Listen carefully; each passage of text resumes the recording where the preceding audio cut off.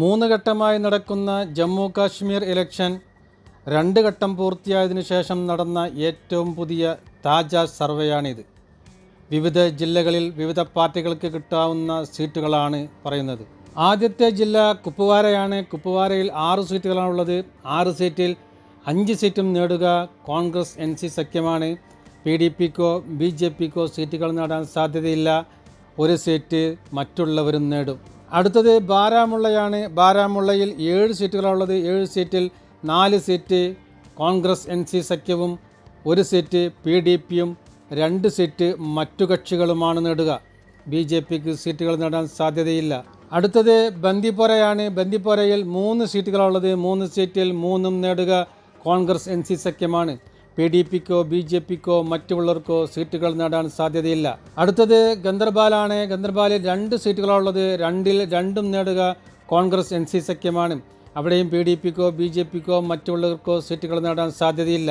അടുത്തത് ശ്രീനഗറാണ്. ശ്രീനഗറിൽ 8 സീറ്റുകളാണുള്ളത്. 8 സീറ്റിൽ 6 സീറ്റും നേടുക കോൺഗ്രസ് NC സഖ്യമാണ്. PDP 1 സീറ്റും മറ്റുള്ളവർ 1 സീറ്റും നേടും. BJPക്ക് സീറ്റുകൾ നേടാൻ സാധ്യതയില്ല.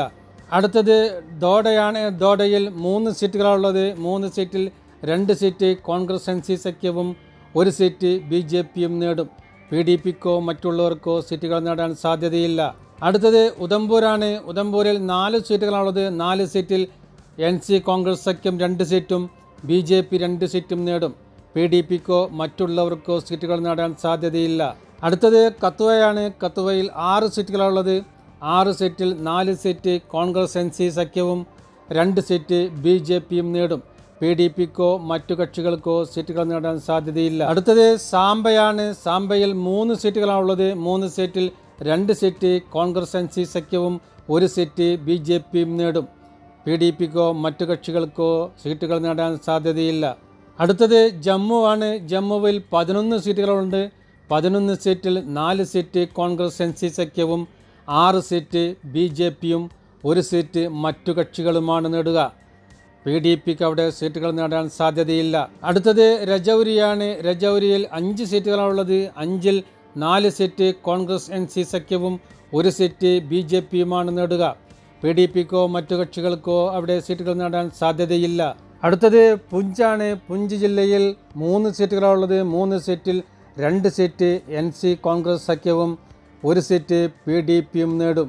അടുത്തത് ബഡ്ഗാമാണ്. ബഡ്ഗാമിൽ 5 സീറ്റുകളാണുള്ളത്. 5ൽ 3 സീറ്റ് കോൺഗ്രസ് NC സഖ്യവും 1 സീറ്റ് PDPയും 1 സീറ്റ് മറ്റു കക്ഷികളുമാണ് നേടുക. BJPക്ക് അവിടെ സീറ്റുകൾ നേടാൻ സാധ്യതയില്ല. അടുത്തത് പുൽവാമയാണ്. പുൽവാമയിൽ 4 സീറ്റുകളാണുള്ളത്.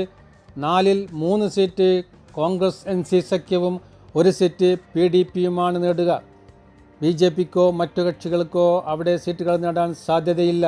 അടുത്തത് ഷോപ്പിയാനാണ്. ഷോപ്പിയാനിൽ 2 സീറ്റുകളാണുള്ളത്. 2ൽ 1 സീറ്റ് കോൺഗ്രസ് NC സഖ്യവും 1 സീറ്റ് PDPയുമാണ് നേടുക. BJPക്കോ മറ്റുള്ളവർക്കോ സീറ്റുകൾ നേടാൻ സാധ്യതയില്ല. അടുത്തത് കുൽഗാമാണ്. കുൽഗാമിൽ 3 സീറ്റുകളാണുള്ളത്. 3ൽ 2 സീറ്റ് കോൺഗ്രസ് NC സഖ്യവും 1 സീറ്റ് PDPയുമാണ് നേടുക.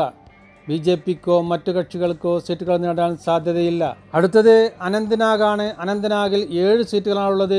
7ൽ 5 സീറ്റ് കോൺഗ്രസ് NC സഖ്യവും 2 സീറ്റ് PDPയുമാണ് നേടുക. BJPക്കോ മറ്റു കക്ഷികൾക്കോ സീറ്റുകൾ നേടാൻ സാധ്യതയില്ല. അടുത്തത് കിസ്ത്വാരയാണ്. കിസ്ത്വാരയിൽ 3 സീറ്റുകളാണുള്ളത്. 3ൽ 2 സീറ്റ് കോൺഗ്രസ് NC സഖ്യവും 1 സീറ്റ് BJPയുമാണ് നേടുക. PDPക്കോ മറ്റു കക്ഷികൾക്കോ അവിടെ സീറ്റുകൾ നേടാൻ സാധ്യതയില്ല.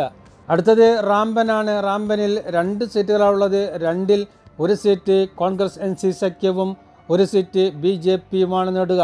PDPക്കോ മറ്റു കക്ഷികൾക്കോ അവിടെ സീറ്റുകൾ നേടാൻ സാധ്യതയില്ല. അടുത്തത് റിയാസിയാണ്. റിയാസിയിൽ 3 സീറ്റുകളാണുള്ളത്. 3ൽ 2 സീറ്റ് കോൺഗ്രസ് NC സഖ്യവും 1 സീറ്റ് BJPയുമാണ് നേടുക. PDPക്കോ മറ്റു കക്ഷികൾക്കോ അവിടെയും സീറ്റുകൾ നേടാൻ സാധ്യതയില്ല. ആകെയുള്ള 90 സീറ്റിൽ 58 സീറ്റ് വരെ നാഷണൽ കോൺഫറൻസ് കോൺഗ്രസ് സഖ്യവും 10 സീറ്റ് വരെ PDPയും 15 സീറ്റ് വരെ BJPയും 7 സീറ്റ് വരെ മറ്റു കക്ഷികളും നേടാനാണ് സാധ്യത.